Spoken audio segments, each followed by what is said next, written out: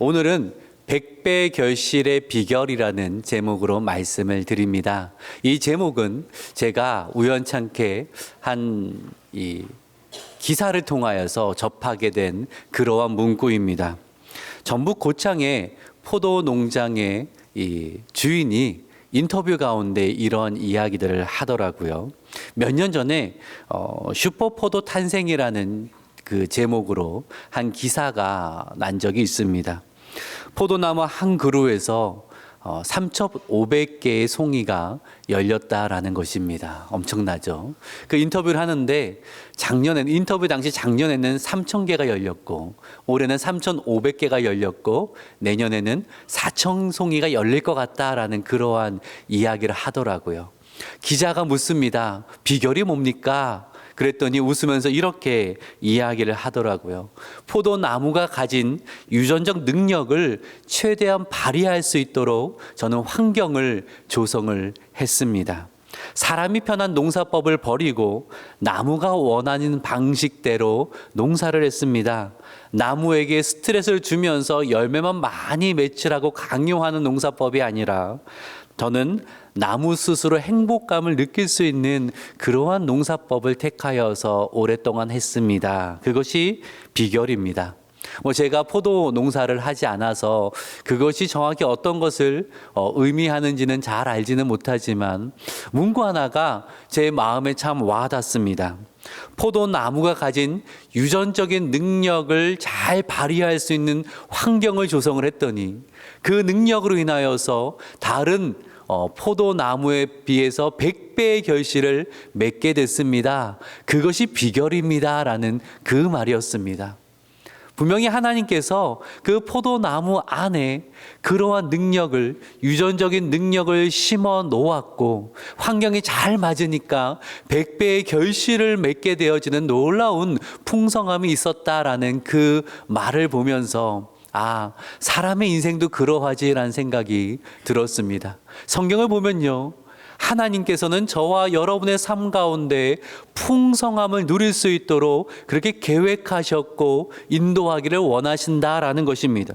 요한복음 10장 10절을 보면 예수님 우리를 풍성한 삶으로 초대하고 계신데요. 같이 한번 읽어볼까요? 시작.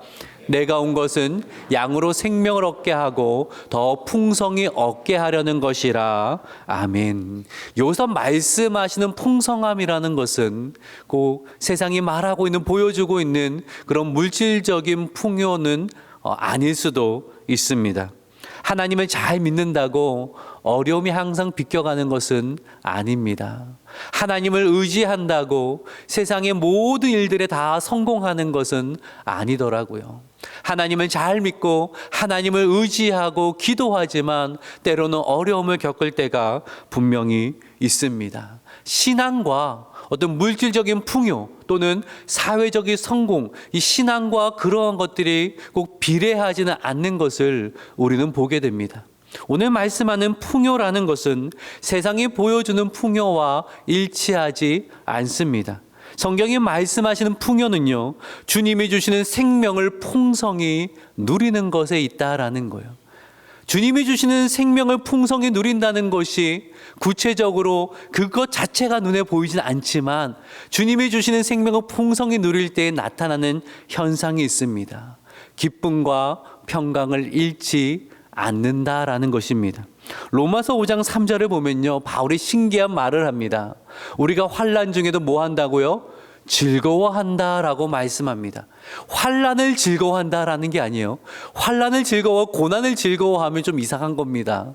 바울은 말하기를 우리는 환난 중에도 기쁨이 있고 소망이 있고 담대함이 있습니다. 그 말을 하고 있는 거예요. 왜냐하면 예수님의 생명이 주는 풍성함을 누리고 있기 때문이라는 거죠. 저는요, 여러분 모두가 강건하시고 하신 일이 모두 잘 되기를 소망하는 사람입니다. 저는 동산교회 가족들이요 모두 잘 됐으면 좋겠어요. 병환 중에 계신 분들은 질병이 다 낫기를 소망하고 있고요. 여러분이 하시는 모든 일들이 다 잘 되기를 원하고, 여러분의 자녀들이 좋은 대학에 가고 좋은 직장에 취직하고 승진하고 돈도 잘 벌었으면 좋겠습니다. 그래서 하나님 주신 물질적인 축복 가지고 하나님이 원하시는 멋지게 사용도 하시고, 또 우리가 리모델링 준비하는데 리모델링 헌금도 멋지게 하시고, 저는 그랬으면 좋겠습니다. 동산교회 담임 목사로서 저의 소원이고 저의 바람이고 저의 기도 제목입니다. 그런데요, 그러지 못한 일들이 우리 가운데 일어납니다. 어려운 가운데 있는 분들을 저는 종종 뵙게 됩니다. 육신의 연약함으로 인하여서 오랫동안 교회에 나오지 못하는 그러한 분들을 저는 뵙습니다. 자녀의 문제로 인하여서 참 고통스러운 일들로 인하여서 매일매일 눈물 흘리는 그러한 분들을 저는 뵙습니다. 하는 일들이 다 잘 됐으면 좋겠는데 어려움, 사회적으로 실패라는 그러한 단어를 경험케 되어지는, 쓴맛을 보게 되어지는 그러한 분들을 저는 뵙게 됩니다. 어려운 일들이 생기지 않았으면 좋겠는데 우리 성도들의 삶 가운데 원치 않는 고난이 찾아오는 것을 저는 보게 됩니다. 하지만 제가 확신하는 것이 있습니다. 우리 안에 예수의 생명, 예수님이 주시는 생명을 풍성하게 누리게 될 때에 그 어떤 어려움도 우리에게서 자유와 기쁨과 평안과 담대함을 빼앗지는 못한다라는 것입니다. 그 고통의 긴 터널을 통과할 때가 반드시 온다라는 것입니다. 하나님의 말씀이 약속하는 평안과 기쁨과 승리의 그 멋진 열매를 맛보게 되는 날이 반드시 올 줄로 믿습니다. 그래서 저는 오늘 설교의 제목을 100배의 결실의 비결이라고 이렇게 정한 것입니다. 부디 오늘 말씀을 통하여서 예수님이 주시는 그 생명을 풍성히 누리게 되어지는 은혜가 있기를 주님의 이름으로 축복합니다. 하나님 말씀하시는, 약속하는 그 축복을 누리시는 저와 여러분의 삶이 되기를 주님의 이름으로 다시 한번 축복합니다. 아멘. 자, 오늘 말씀을, 그 기대를 가지고 말씀을 들여다보기를 원합니다. 오늘 말씀은요, 예수님의 씨 뿌리는 비유로 유명한 말씀입니다. 그 내용은 간략한데 사실 그 안에 담겨진 진리는 참 풍성하여서 오늘 이 시간 다 다루지를 못할 것 같고요. 아마 다음 시간까지 함께 말씀을 나누기를 원합니다. 그래서 오늘만 들으시면 다 들으신 것이 아닙니다. 다음 주에 오셔서 다음 주까지 들으셔야 오늘 비유의 말씀을 온전히 다 듣는 것이 됩니다. 비유는 내용은 이렇습니다. 한 농부가 밭에서 씨를 뿌립니다. 근데 그 씨가 길가, 돌밭, 가시덤불, 그리고 좋은 땅에 떨어지게 되죠. 동일한 씨앗이 뿌려졌는데 그 떨어진 땅이 어떠한가에 따라서 성장이 다릅니다. 단단한 길가에 뿌려진 씨는 뿌리도 내리기 전에 새가 와서 채가서 먹어버렸습니다. 돌밭에 뿌려진 씨는 뿌리를 조금 내리다가 깊이 내리지 못하여서 금방 시들어지고 말았습니다. 가시덤불에 떨어진 씨는 기운을 빼앗겨서 결실을 맺지 못하였고요. 좋은 땅에 떨어진 씨는 30배, 60배, 100배의 결실을 맺었다는 것이 예수님의 비유의 내용입니다. 그리고 강조점은 100배의 결실에 있다라는 거죠. 이 비유는요, 예수님 당시의 청중들에게 너무나 쉬운 비유입니다. 잘 이해가 되어지는 그러한 비유의 내용을 가지고 말씀하고 있지만 우리에겐 좀 다른 부분이 있습니다. 왜냐하면 1세기 유대사회 농사법과 우리의 농사법은 많이 다르기 때문이에요. 우리는요, 파종할 때 씨를 뿌리지 않습니다. 밭을 잘 갈아엎은 다음에 일항과 고랑을 만들어서 일항에 이 홈을 파서 거기에 씨를 심고 물을 뿌리고 잘 덮어서 기다리는 것이 우리의 농사법이죠. 그렇잖아요. 그런데 그렇기 때문에 길가, 돌밭, 가시덤불에 씨가 심겨지는 그런 일들은 별로 없습니다. 하지만 예수님 시대의 유대인 농사법은 달랐어요. 밭을 갈아엎습니다. 그 다음에 농부가 이 씨 주머니, 씨가 된 주머니나 바구니를 메고요, 한 손으로 씨를 한가득 움켜쥔 다음에 그것을 쫙 뿌리는 겁니다. 그러다 보니까 씨가 보통은 농부가 의도한 좋은 땅에 떨어지지만 덜어는 이 길가나 뭐 돌밭이나 가시덤불이나 농부가 의도하지 않은 좀 적합하지 않은 땅에 떨어지기도 한다라는 거예요. 자, 그 이해를 가지고 오늘 본문으로 들어가 보도록 하겠습니다. 1절과 2절을 보면 당시의 상황을 이야기하는데요. 1절은 제가 읽고 2절은 우리 성도님들이 읽습니다. 1절입니다. 예수께서 다시 바닷가에서 가르치시니 큰 무리가 모여들거든 예수께서 바다에 떠있는 배에 올라 앉으시고 온 무리는 바닷가 육지에 있더라. 2절 읽습니다. 시작. 여러 가지를 비유로 가르치시니 그 가르치는 중에 그들에게 이르시되, 상상을 해봅시다. 바닷가에 있으면, 원래 갈릴리 호수인데가 너무 넓다 보니까 바다라고 부르기도 합니다. 바닷가에 배를 띄우고 예수님이 배에 올라서 말씀을 가르치시고요. 사람들은 그 앞에 땅에 해변가에 쭉 앉아서 예수님 말씀을 듣고 있습니다.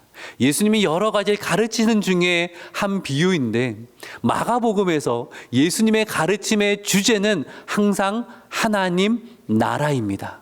하나님 나라. 그래서 제가 마가복음을 강의하면서 많이 말씀드리는 용어가 하나님의 나라입니다.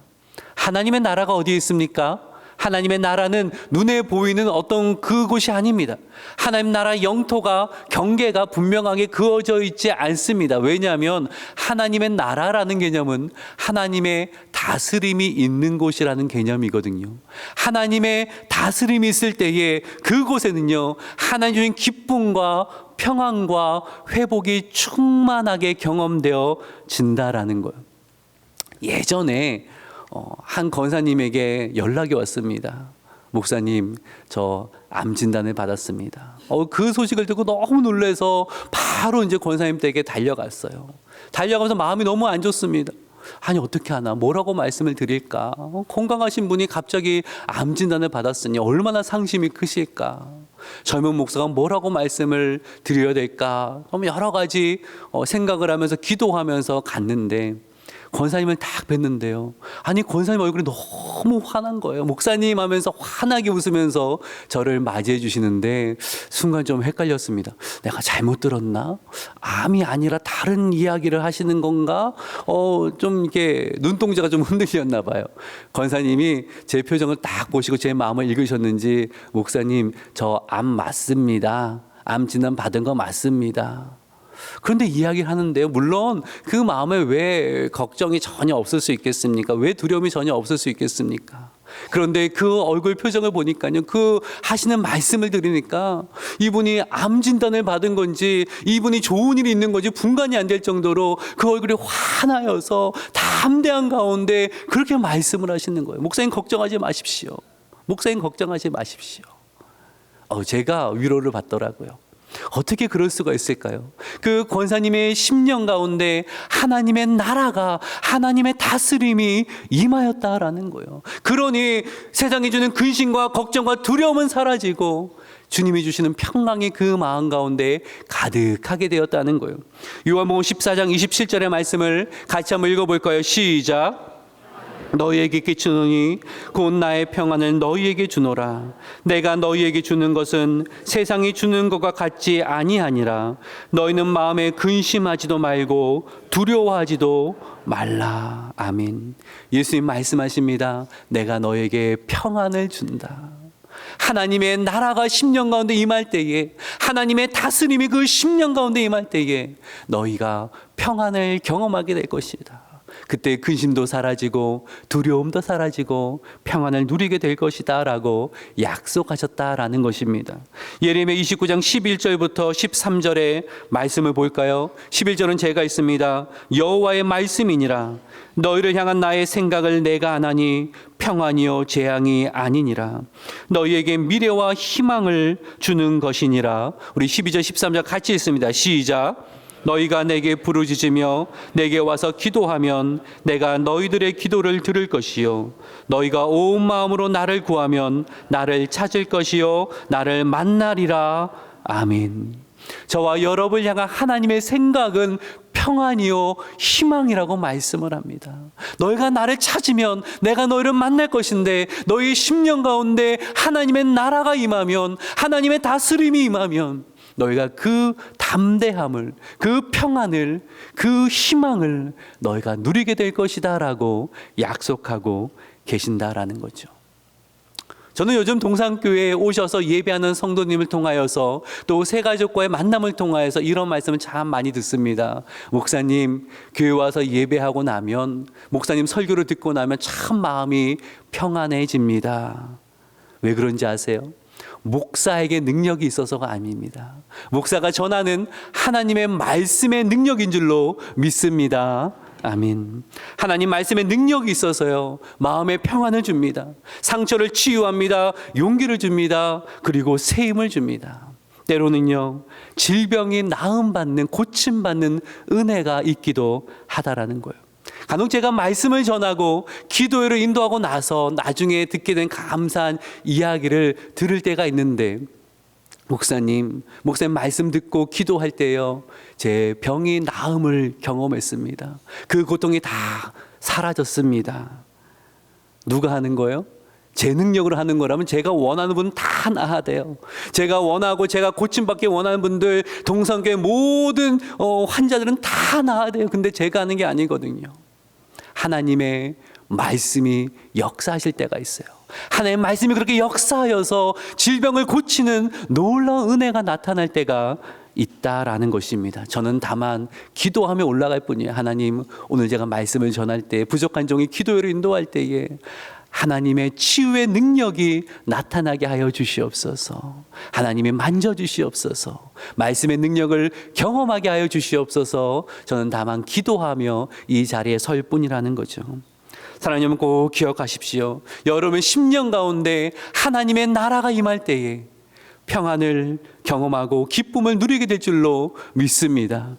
여러분의 가정에 하나님의 나라가 임할 때에 가정의 상처가 치유되어지고 관계가 회복되어지고 하나님의 평강을 누리게 될 줄로 믿습니다. 여러분의 직장의 사업터에 하나님의 나라가 임할 때에 그곳은 하나님의 은혜가 있으며 하나님의 축복의 통로가 되어지는 놀라운 역사가 일어날 줄로 믿습니다. 아멘. 이처럼 하나님 나라의 특징은 풍성함에 있습니다. 하나님 풍성하신 분이세요. 하나님 말씀이 선포되어지면 100배의 결실을 맺어지는 풍성함을 누리게 된다라는 거예요. 오늘 본문이 그 이야기를 강조합니다. 4절부터 8절까지를 잘 보시면요, 자막을 보시면 시가 단수로 쓰이는 것도 있고요, 복수로 쓰이기도 합니다. 한글 성경은 이게 표현이 정확하지 않지만 이 원문을 보면 단수로 또 복수로 쓰입니다. 잘 보시면 길가에 떨어진 씨는 단수입니다. 그렇죠? 돌밭에 떨어진 씨도 단수입니다. 가시떨기에 떨어진 씨도 단수입니다. 근데 좋은 땅에 떨어진 씨는 어때요? 복수입니다. 많다라는 겁니다. 강조점이 어디에 있는 것입니까? 좋은 땅에 떨어진 씨가 많다라는 거예요. 30배, 60배, 100배의 결실을 맺게 될 것이다라는 것이 오늘 비유의 강조점이라는 것입니다.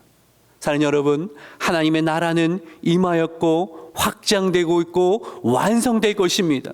그 하나님의 나라 가운데 거할 때에 성도는 그 풍성함을 누리게 된다라는 것입니다.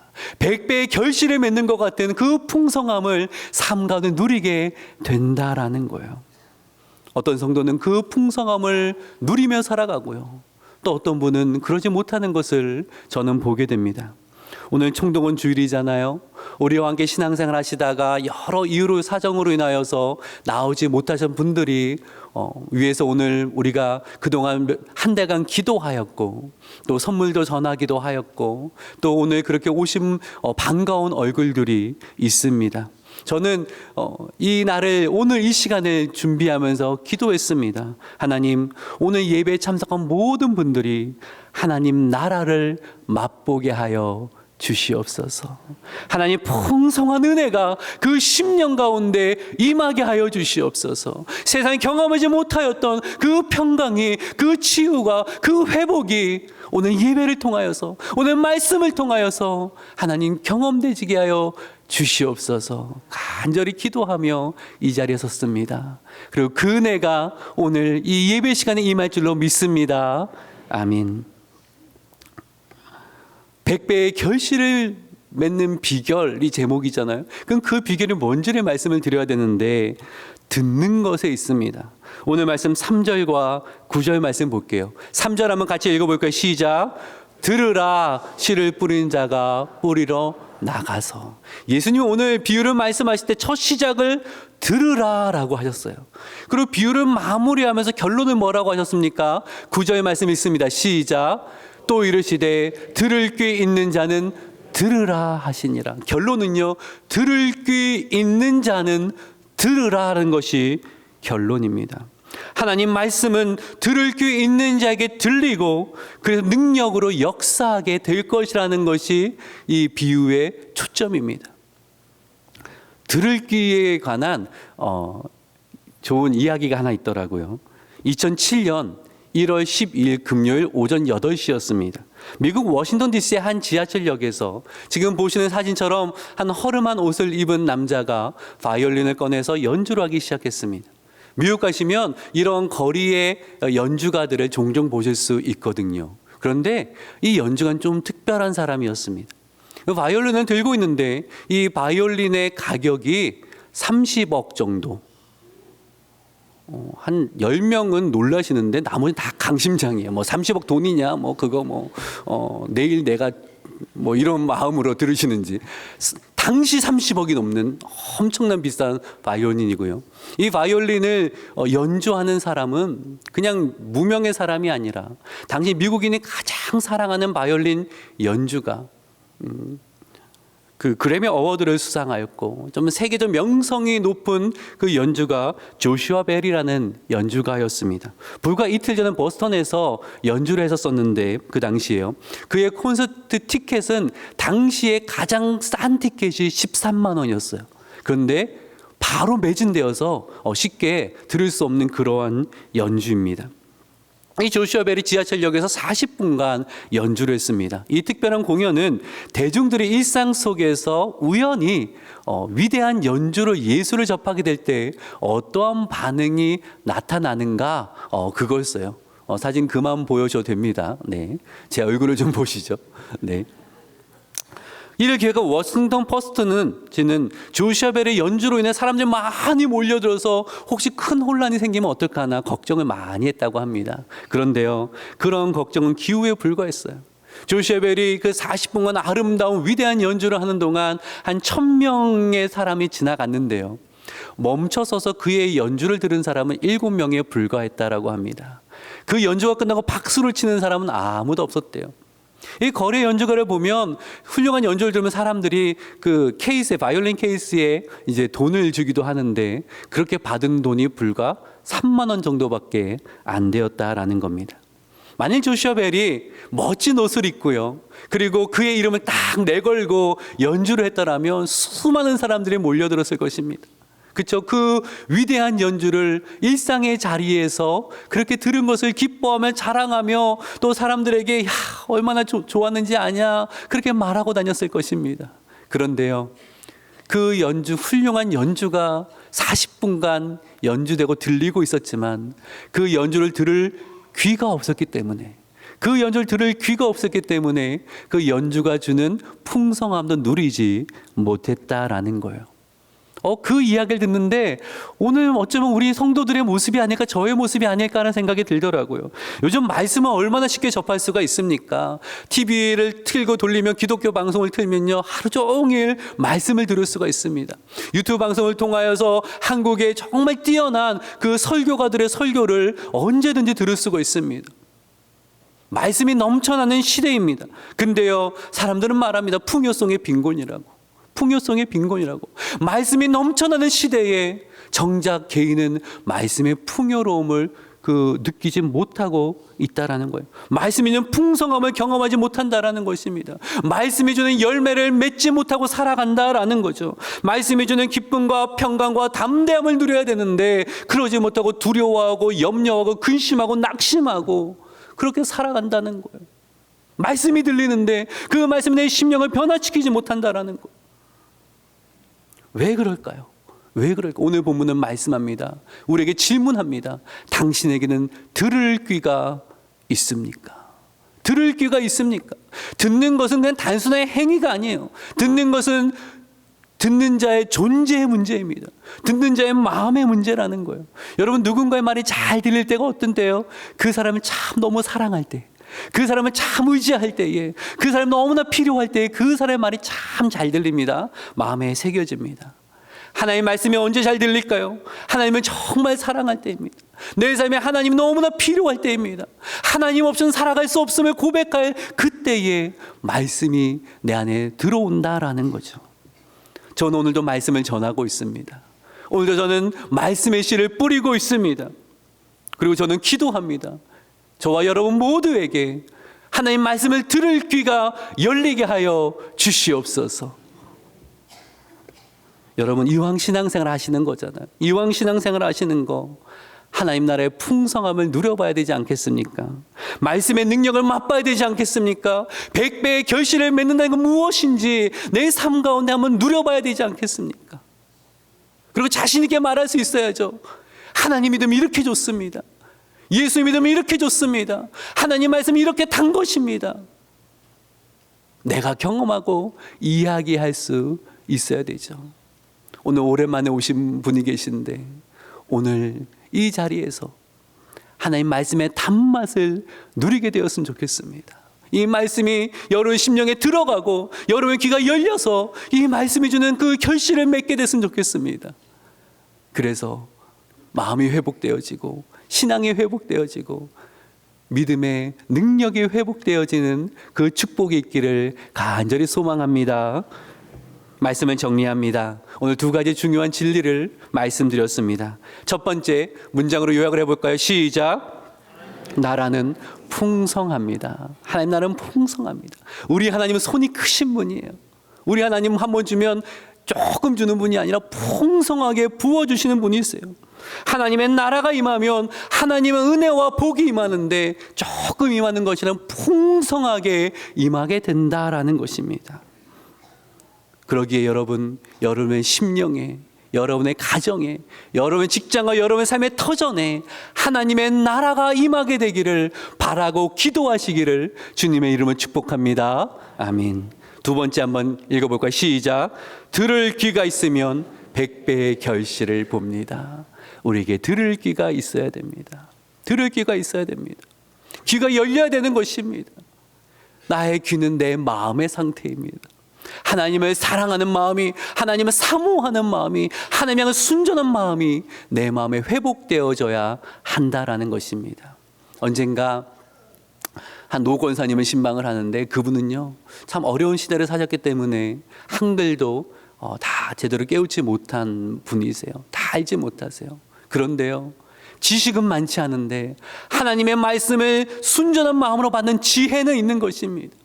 지식은 많지 않은데 말씀의 능력을 가지고 말씀이 있는 풍성함을 가지고 살아가고 있더라고요. 근데 저를 보니까요 저는 훨씬 많이 배웠거든요. 한국에서도 공부하고 미국에서도 공부하고 학위도 받고. 근데 보니까 너무 똑똑해진 게 문제라더라고요. 하나님 향한 순전한 마음을 잃어버린 거예요. 지식이 쌓이면서 목회의 경험이 쌓이면서 신앙의 기술들이 쌓이면서 하나님 향한 순전한 마음으로 이 말씀을 받고자 하는 순전한 마음은 잃어버리고 지식만 쌓이고 기술만 늘어나는 그런 제 모습을 보면서 얼마나 참 안쓰러웠는지, 얼마나 한심해 보였는지. 여러분 그러한 삶을 살고 있지는 않습니까? 지식과 경험과 기술만 늘어나는 그런 신앙생활이 되어서는 안 될 것입니다. 우리 가운데 하나님 향한 순전한 마음이 회복되어져야 할 것입니다. 순전한 마음이 회복될 때에 우리 안에 들을 귀가 생길 것입니다. 그리고 말씀을 들을 때에 그 말씀이 주는 놀라운 능력을, 풍성함을 우리는 경험하게 될 줄로 믿습니다. 부디 오늘 말씀을 꼭 기억하심으로 주의 말씀을 들음으로 하나님 나라가 임함을 경험하게 되어지고 하나님의 다스림을 경험하게 되어지며 그리하여서 오늘 제목처럼 100배의 결실을 맺는 그런 풍성한 삶을 살아가는 저와 여러분 되시기를 주님의 이름으로 축복합니다. 아멘. 기도합니다.